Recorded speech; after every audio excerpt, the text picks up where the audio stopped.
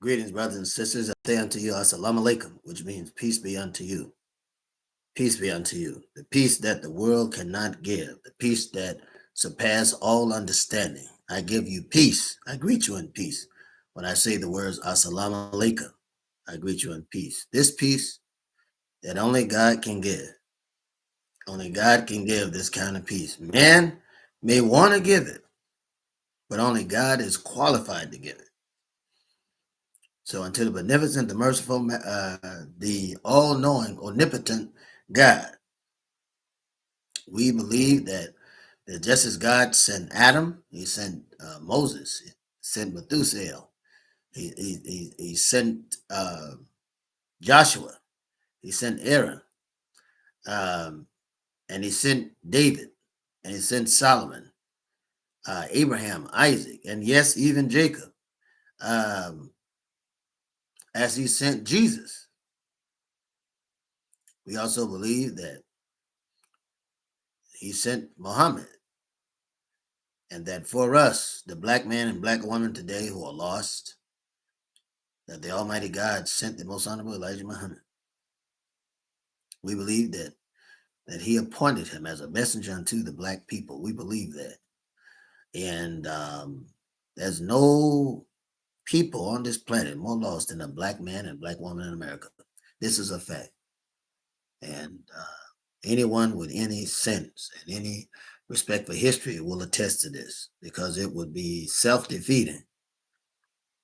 It will be self-defeating to deny it when we see that the black man and black woman is involved in a hate-filled country, a hate-filled government, and a hate-filled state, and a community that is constantly under duress. Brothers and sisters, we appeal to our God. We thank him for the most honorable Elijah Muhammad. We thankful that Master Fard Muhammad saw it within himself to come to Detroit, a place ridden with poverty and ridden with hurt, neglect, ridden with crime, you name it, drugs, that he would come and give the answer to a brother who has come from among us, the most honorable Elijah Muhammad. After his word, there is none other after the word of the most honorable Elijah Muhammad. For he is the key, and the message was given to him to give to the black man. That if we want freedom, justice, equality, we will find it. We will find it in Islam.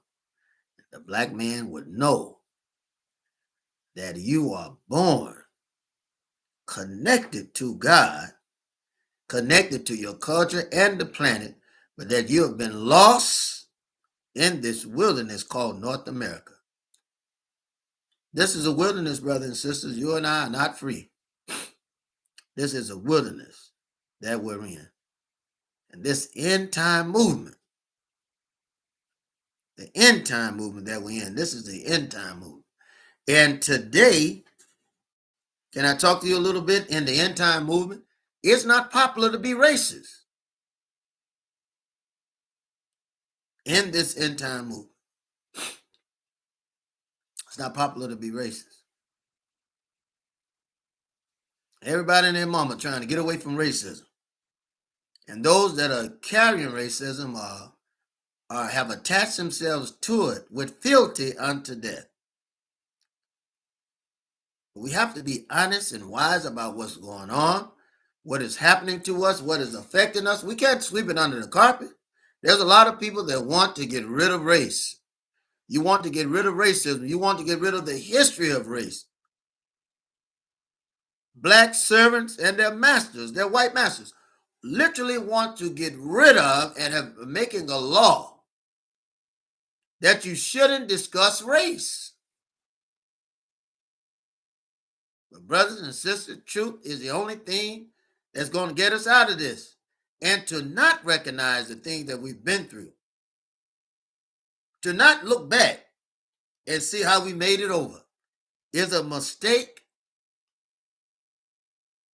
and is evil, and it perpetuates further oppression and further imprisonment in this land. and it perpetuate a father chain or chaining of us when we have literally been made free. These 400 years of prophecy is over, and the investors have no alternative than to work with you, black man and black woman. I'm trying to appeal to you today. Now, we're going to get on our subject, but I just want to talk with you for a minute. I want to talk to you for a minute. We've got to stop laughing and being amazed by white folk because they can dance, because they can talk with a little soul, when they tell a truth. See, you never only observe a man for what he speaks, but you got to watch the lifestyle. A woman too, you have to watch the lifestyle. A person is known by their deeds. The most honorable Elijah Muhammad tells us that a person is known by their deeds. Jesus even says it, that a tree shall be known by the fruit that it bears. Is that right or wrong? A tree shall be known by the fruit that it bears. What does that mean, brothers and sisters? What does that mean? It means that if and let's paraphrase this. If you got a peach tree, it shouldn't be producing lemons. A grapevine shouldn't be producing apples. But a tree is known. When you see it, it should, if a lemon tree should produce lemons. Apple tree should produce apple. A grapevine should produce grape. Now, in layman terms, if you tell me that you're a blacksmith, then you should know something about shoeing a horse. Is that right or wrong? If you tell me that, because that's common. Excuse me, brothers and sisters, I know you understand. That's common to that job. It's common to that vocation.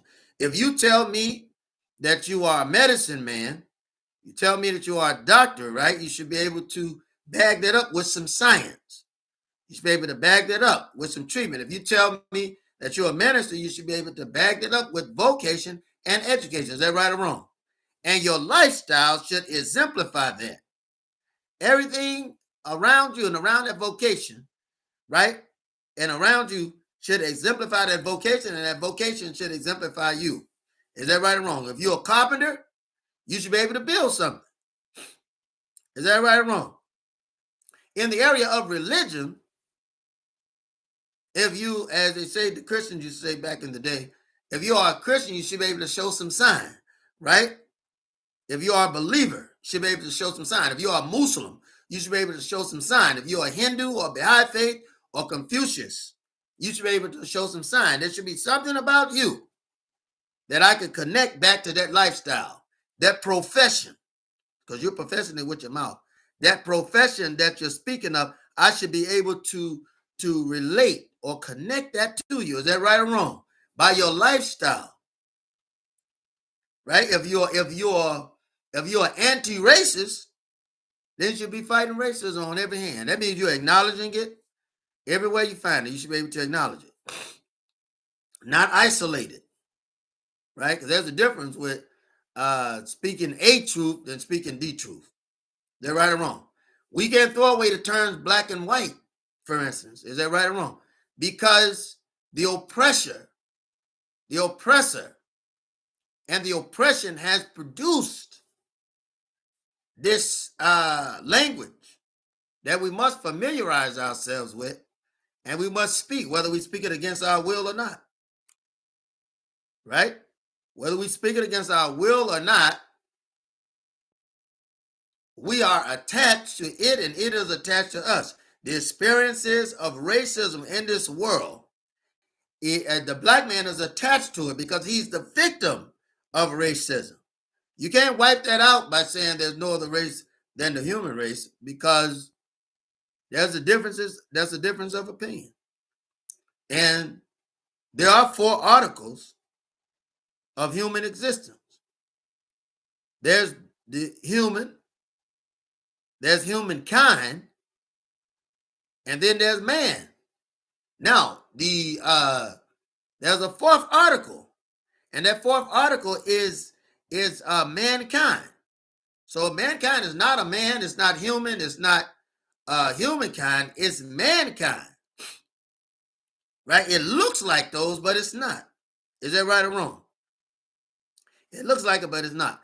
And according to the history of Darwin and his cousin, right? The gentleman that came up with this, and I'm gonna make you do some research. The gentleman that came up with this this philosophy or this pseudoscience of inferiority and superiority, right?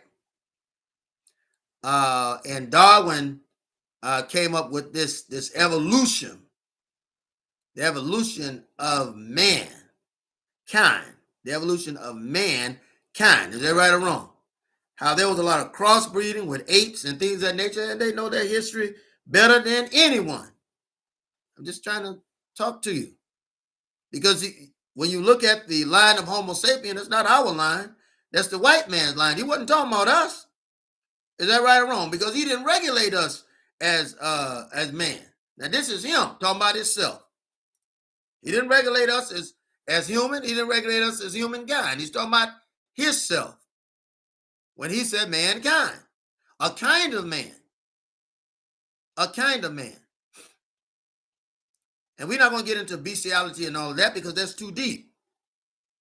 But eugenics, which is the teaching of racial teaching of science, the teaching of inferiority and superiority to the advantage of the white man, and this philology of the term black and white, we can't do away with it. We have to discuss this.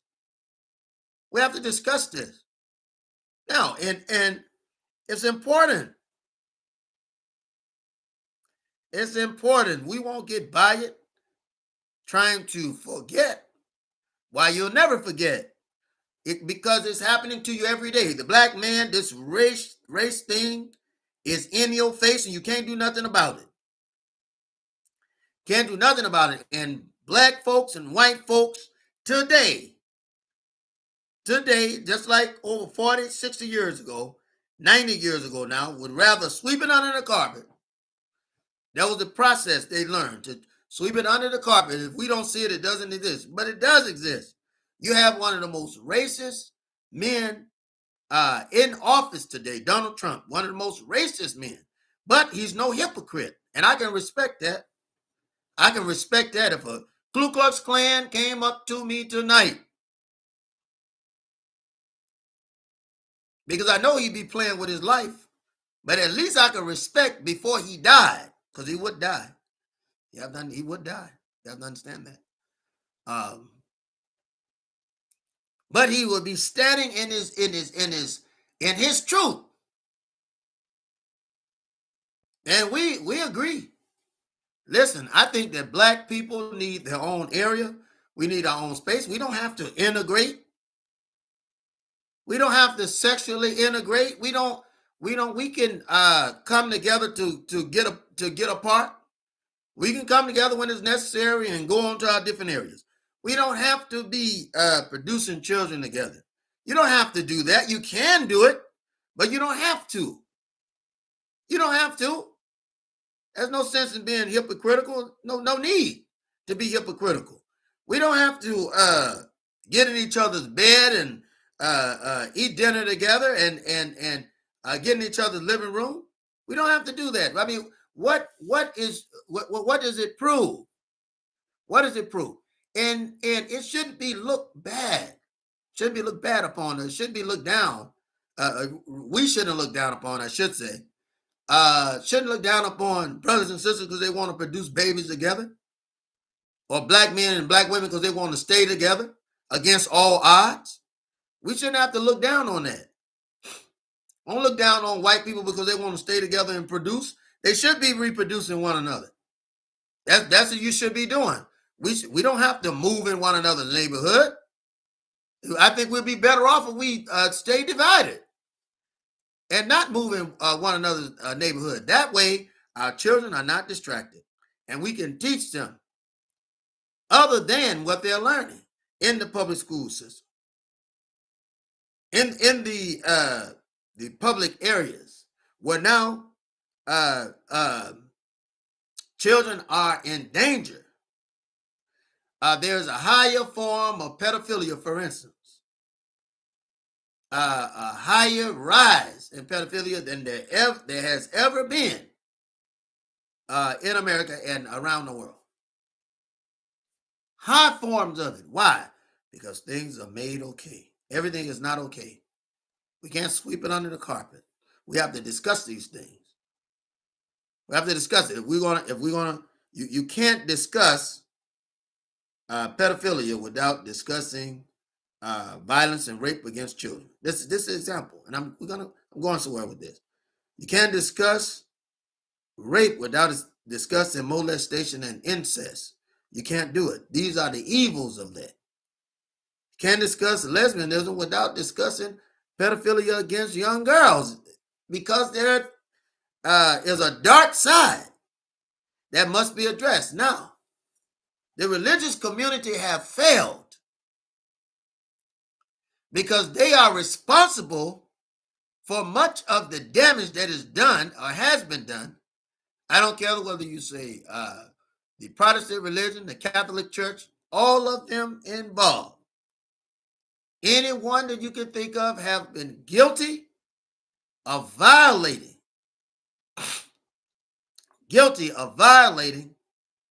the children and adults among the organizations, and it's not something that we can sweep under the carpet, but we must talk about it. We must talk about it. Now, with that being said, race is an issue that we must talk about. It's not simple as black and white. It's not as simple as black and white.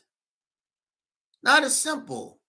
And even those that tried to prove that they weren't racist by intermarrying and producing children from those marriages who are normally just thrown out and beat up and just confused by the social winds of this hypocritical doctrine called integration.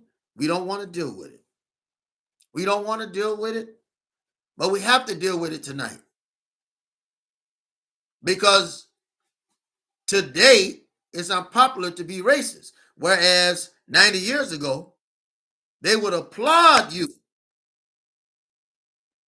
hanging on a rope, hanging on the end of a rope. They would have their children watching you, their children watching you hang, watching your people hang, and they would be applauding and eating barbecue. They would call it picnic.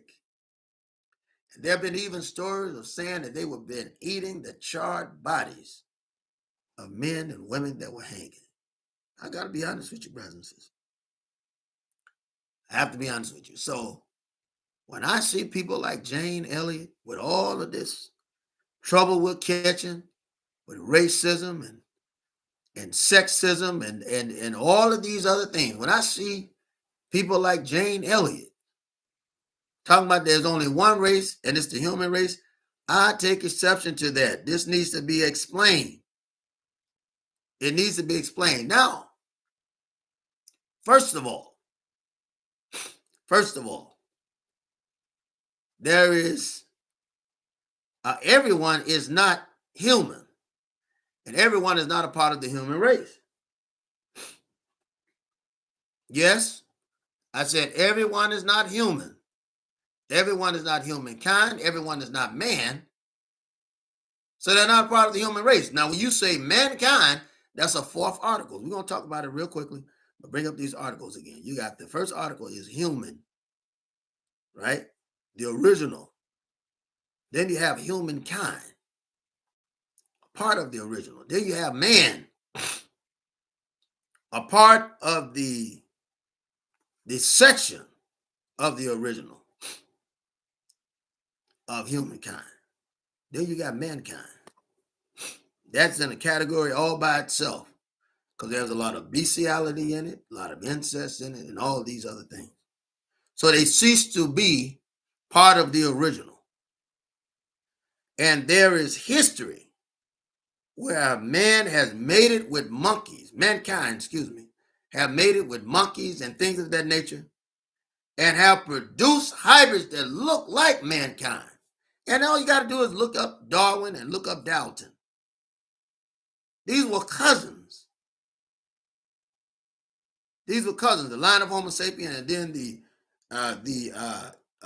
Scientology of eugenics. And they admit this atrocity of mating with beasts to create a hybrid that we see that is prone to violence, literally prone to violence. The white man is violent. The white race is a violent race. You can't deny it because that's in history. Now, not only is it violent, but it's very manipulative, psychologically, socially, behaviorally, and all of that. Institutionally manipulative. Proof of which, you were put in slavery. Physical slavery. You were kidnapped and brought there. All were not brought on a boat. There were brothers and sisters that were already here. Because the way that the white man got over here is that he was invited by one of us. Some of us invited him over here against the intelligence and the wisdom of our ancestors. We brought him over. And he said, why are these people being so nice to us? Equinot helped Columbus get over this way. He kept getting lost. Man could navigate his way out of a bathtub. Columbus couldn't. And so Equinot helped him. Now, the great expedition on Equinot helped him. Now, once Columbus got here, he asked a question while seeing us and how he viewed us in Africa and viewed us in America. He said, why are these people being so nice to us? Why are they being so nice to us? He said, these people would be easy to conquer. I hope you follow me, brothers and sisters, because I'm going somewhere with this. Their nature are natures of peace. They're inventors, they're intelligent, they're artistsmen. They know science, they know technology, they know engineering, they know mathematics. They're happy to teach us. But they're so nice to us. Even though they don't understand why we're so violent, why we kill, they'll continue to be nice to us. They'll forgive us for anything that we do. These people would be easy to conquer. And this same mentality and philosophy has been going on the entire time. I'm just talking to you. I want to appeal to your intelligence. Because at that time, slavery was all right. Kidnapping was all right. With the white man, these things were all right. Rape was all right. Pocahontas, when John Smith took her back to England, she was 9 years of age. They raped her. They raped her. They raped her. She had a baby. They kidnapped her, took her back to England. This was not something that was welcome by the indigenous people of that day. But the lie that you've been told is a manipulation of racism and the governing of the white beast. Because only a devil could do that. And he write his history, his story. My God. Brothers and sisters, I wish you could feel it like I feel it today. His story was that John Smith fell in love with Pocahontas. You know something? It's horrible. It is horrible. But you buy their story. They even made a movie about it on the television. Huh? Television. They made a movie about it in the cinema. They made a movie about it. and programming you to believe that Pocahontas was in love with John Smith. The man raped this 9-year-old girl, took her back to England with her, had more children by her, and she ended up dying at 20 years of age. Somebody talk to me. Somebody talk back to me and then talk black to me. Huh? Excuse me, brothers and sisters. I know you understand. But this lie that has been told to you is reprogram your thinking. Reprogram the thinking of your children.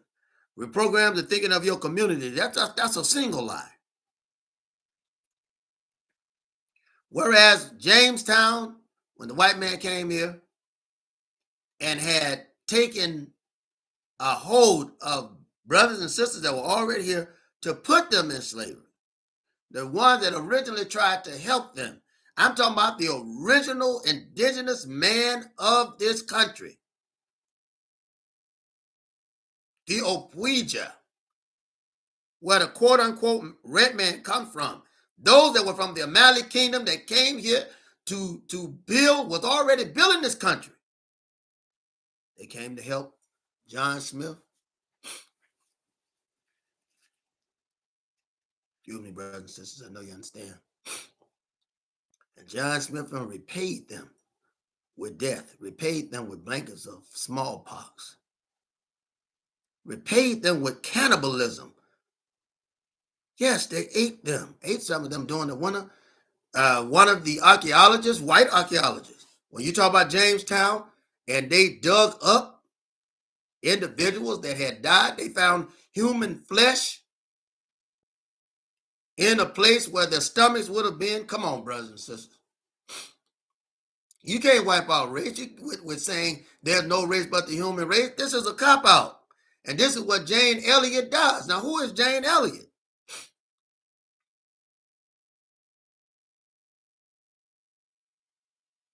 A third-grade teacher, white woman. And while it shouldn't matter whether she's white or not, because it doesn't matter, you need to know the history.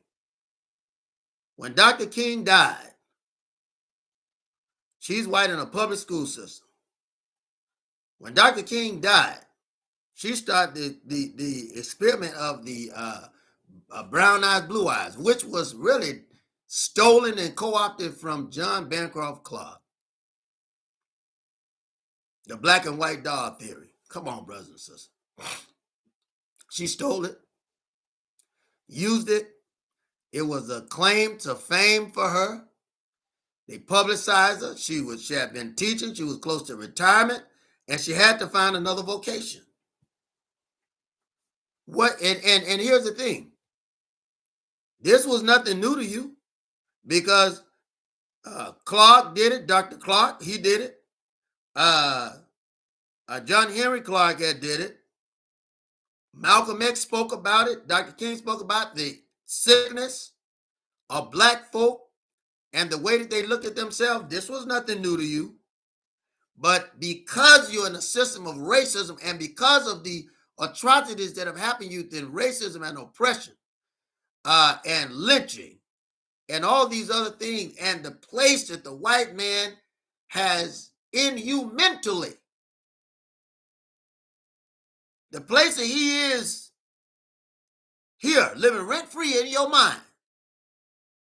He fought to get there mentally through all of these atrocities and acts against you, violent acts.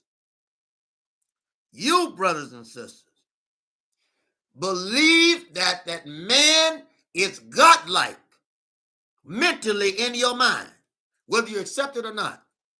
And so whether it's a black man, or rather a white man or white woman, when they speak, you listen, because you have been trained with lynching, burnings, killings, racism, oppression, rape, murder, stereotype, television, cinematic manipulation.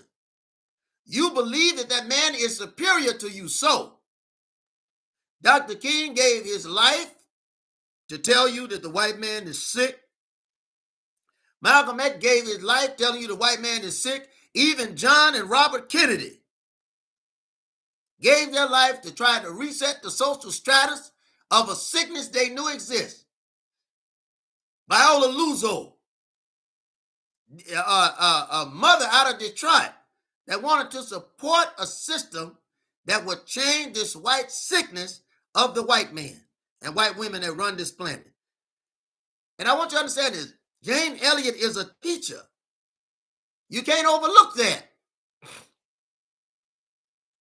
If she had been teaching this philosophy of brown eye and blue eye, or this scientific experiment of brown eye and blue eye, if she had been doing that the entire time that she was teaching, no one would have anything to say against it. No one would have anything to say against it. But she took an opportunity to do it when Dr. King had got killed. Some of you are saying right now, well, she did it because she hated that Dr. King got killed. Why she didn't hate that Dr. King got killed? Dr. King dying affected her not at all, in the least. But it was a chance to grandstand, and it was an opportunistic chance to do what other whites have done, find situations in the black communities where they can make money from. You got to understand that off of you, the white man has been opportunistic, and it is everything from him kidnapping you and slavery and orchestrating your social condition so that he could profit off of it, so that she could profit off of it, is no different. Excuse me, brothers and sisters, I know you understand. It's no different. And you have to understand that. You have to understand that you are under attack. And no white person can come and explain your problem better than you. And she said people are trying to kill her while you're 93 years old. Who's trying to kill you? You've been alive this long, manipulating black folks with this brown eye, blue eye theory. She's a part of the problem. She was a teacher of the public school system. Come on, brothers and sisters. You got to open your eyes. Who has the most advantage to children is the teacher. And what is she teaching? She's always talking about other whites like she is beyond reproach. Nah, you white. So how can you tell me about my problem? I don't get excited. I don't get happy. I get infuriated. And this woman is out to make money. Now, here's a fact. Here's a fact. We were going to do a debate one time. Jane Elliot and I were going to do a debate. This is a fact. This is a fact. We were organizing a debate for Chicago. I'll never forget it. And she didn't want to do the debate unless she got $10,000 up front. I'm being honest with you. I have no reason to lie. No reason. She didn't want to do that debate unless she got $10,000 up front. And if I make no mistake, it was another $10,000 when she got there, because this whole thing is money with her. Whole thing is money, and the more popular she gets, then she can charge. She go to venues, she can charge. Now, she's making money telling black folks about their issue, and she's white. No, she's a part of the problem. She is a part of the problem. And she said if she's not going to get paid, she didn't want to debate with me. She didn't want to if she wasn't going to get paid. Now, black brothers and sisters, when they stood out, if people give us something, that's fine. If they don't, that's fine too. But you're going to get out to do the speech because you're convicted. You're guided by God. Martin Luther King was guided by God. Minister Malcolm was guided by God. John and Robert Kennedy were guided by God. Yes, you have to admit it. I'll give any white person credit when they've done something. It's credit worthy. I'll give them credit, but I won't play the fool. I won't play the fool for you. And we have to understand that she's saying psychologically, she's saying physically, there's no other race but the white race. But physically, don't speak to me psychologically. Speak to me physically, because of the nomenclature and the names that they have given. to us their own racist social nom de plume that they've given to us. You have the white man, you got the brown man, you got the red man. Is that right or wrong? You got the yellow man, then you got the black man. Is that right or wrong? Now, all of them do come from the black man because the black man is the beginning of civilization, right? But you live in a system where the same civilization that this black man produced, he is being oppressed by it from white bigots and white racists that don't even want to acknowledge the evils of racism, what it has done and what it's constantly doing. And by saying there's no race but the human race, you're sweeping it under the carpet. Now, I ask you this. Excuse me, brothers and sisters. I know you understand. I ask you this. If there is only the human race, and you say it is, why not acknowledge the things that have happened against the black man and other minorities before you come to this type of supreme knowledge that there's no other race than the human race? And if that's the case, why aren't white people affected? Why aren't they punished? Why aren't they lynched? Why aren't they oppressed like the black man? It's the only question I have. Because it's getting in your mind, the psychology of it. It's a psychology. They get in your head, this man is living rent-free and driving you and directing you on where to go. Literally have gears in your head, guiding you and directing you on where to go, and will even tell you how to suffer. I want you to understand, while she's saying this, the nation is saying that you cannot teach Black history. We'll outlaw the books. We don't want it being taught in school, Black history, and what has actually happened to Black people. And these things are running simultaneously. Because if you don't acknowledge it,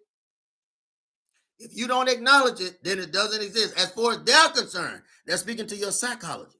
But your mind won't allow you to forget what's going on, because every day, and I thank Allah God, I give praises for the teachings, and I give praise for the word that Master Fard Muhammad put in the mouth of the most honorable Elijah Muhammad. I give praises for the message to the black man that will open your mind and let you see exactly what's going on, so that devil can't tell you, lead you down the path to tell you to be peaceful.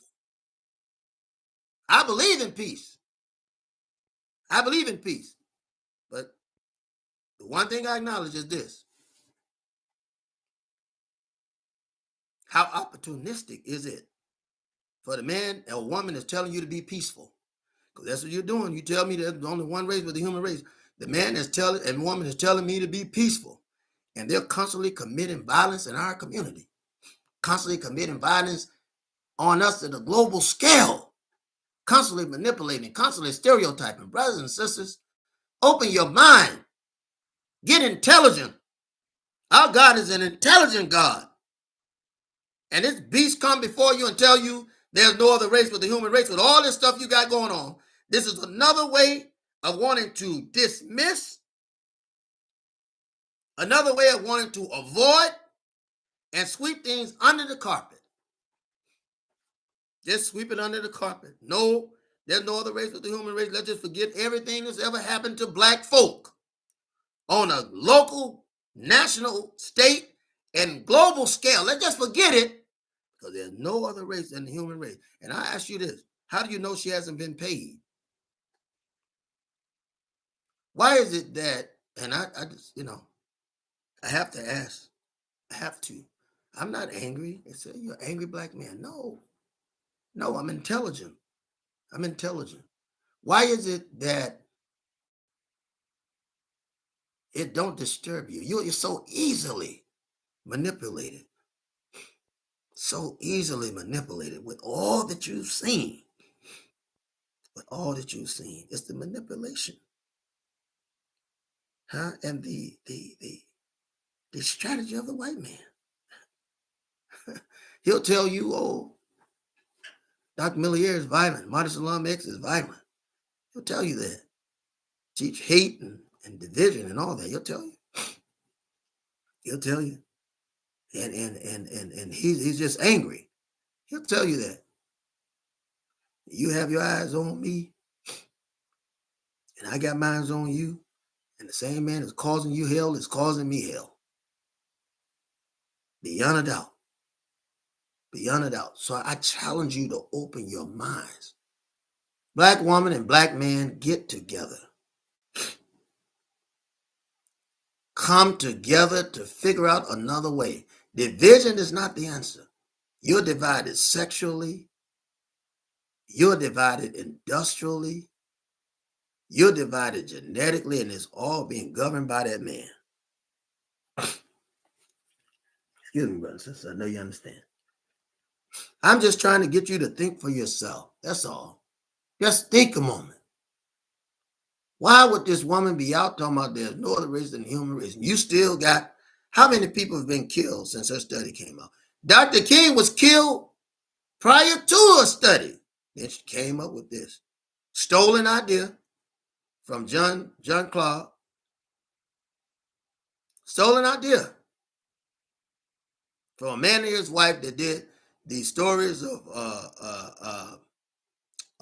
the black and white dog theory. Stole it. And put it before you. Here's a man and his wife who put out the black and white doll experiment. Great experiment. Great talking point. And here, the enemy. Somebody from the opposition come in with brown eye, blue eyes, and we blow it up.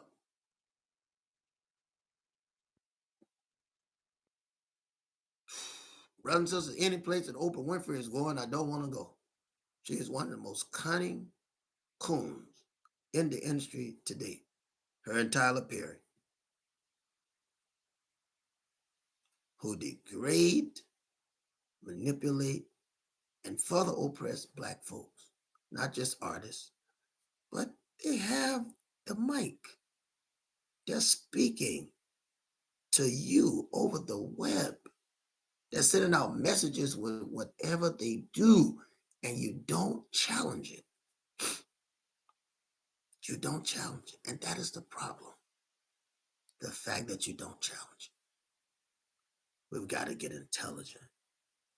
And we've got to get on God's side so God can be on our side. We've got to stop getting excited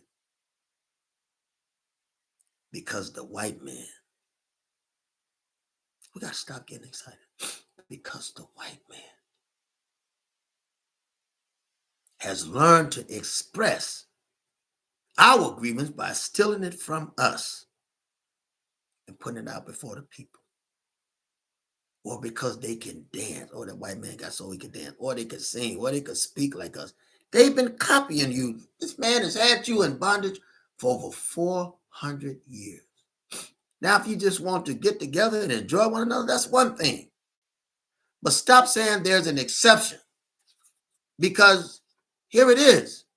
In truth, whatever a person is, they're going to be. And that tree shall be known by the fruit that it bears. I've never seen Jane Elliot in the personal company of black folks taking responsibility for her own action. We've never seen personally her talk about how she's offended or been racist toward black folks. And I'm sure she's used the term, that N-word, right? This is transparency. If this transparency, I don't endorse integration. Personally, I don't endorse it because I know it's nothing real. But if on a personal scale, she really believes that, I've seen no proof through children that have been produced with her experiment with the black man. Because you need to have further knowledge, right? If she's talking about this, she should have further knowledge, right? She's not delving into the inner chambers of the subconscious only, but to delve in the inner chambers of race and race relation. See, I'm trying to talk to you today. Talking to you. I've never seen it. She hasn't adopted any black children or other minorities. She hasn't done this, but she's been in this theory of brown eye, blue eyes. And there's no race but the human race. If that's the case, then why haven't we seen you further this experiment in knowledge? You've been saying the same thing black folks have been saying, and you got it from us. We know it's the truth, but you stole our truth. You stole our truth, Miss Elliot. And I would love to get on stage and debate this woman, but she won't do it. She won't do it because she said she has to have $10,000 up front before she do it. I would debate. I'm not requiring any money. I'll make my own money. But that tells you she has a purpose. That was her purpose, is to make money. Brothers and sisters, I love you. I'm speaking to you. Let you know that I love you. I don't hate anyone. That's all I bear witness. I don't hate anyone. God bear witness. I don't hate anyone. But I believe in transparency and I believe in truth. And whatever you're going to do, because I'm not a racist, live your life. But if you're an apple tree, produce apples. If you're a lemon tree, produce lemons. If you're a peach tree, produce peaches. If you're a grapevine, produce grapes. But don't be a lemon tree producing peaches, and don't be a peach tree producing lemons. Be true to what you say. Be true to what you say. And I don't think I've seen no evidence of her truth and no transparency. She don't talk about her parents. She don't talk about and their misgivings. She don't talk about her personal ancestry and their misgivings. She don't talk about her own self and her own misgivings. And I know there have been some few N-words and all that to come from her. She is white. There's no way that you can get by. You may say, well, I've learned better. But don't come on the scene and acting like you are beyond reproach when it comes to white folks, that you're the only one in America that is of this mindset. And I'm always suspicious of white folks who comes to black people and want to be in charge of them, want to regulate their thinking and all of that. I'm always suspicious of that. Brothers and sisters, I love you. Love one another. Love your children. Hug one another. If you produce babies together, you can learn how to get along. Brothers and sisters, I love you. Love your children. Children, respect your parents. Do what's right, that your days may be long with you. And I send out a blessing and power and give you power and usher you power straight from God, Allah, or you can say Jesus, or you can say Yahweh, you can say Ra, or whatever you want. I send you power from the Almighty God. That He will give you strength and give you vision and give you knowledge and allow your hands to be blessed, to make money and whatever else you need in this lifetime, and that you will have a heart and mind to bless someone else the same way.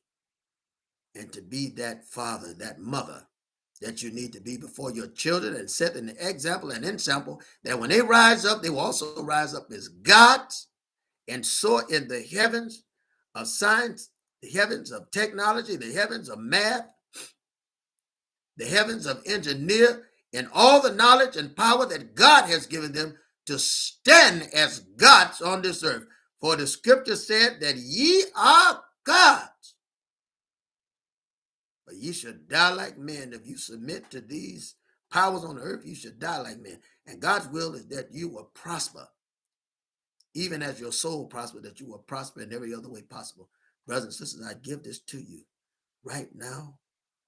I give this to you, and that we won't be divided, as it is common for Christians to say, in the name of Jesus. Yahashua Liya Asa. Amen. So we're united. We're united. Brothers and sisters, thank you for your time. And peace. Peace that God gives. Peace be unto you.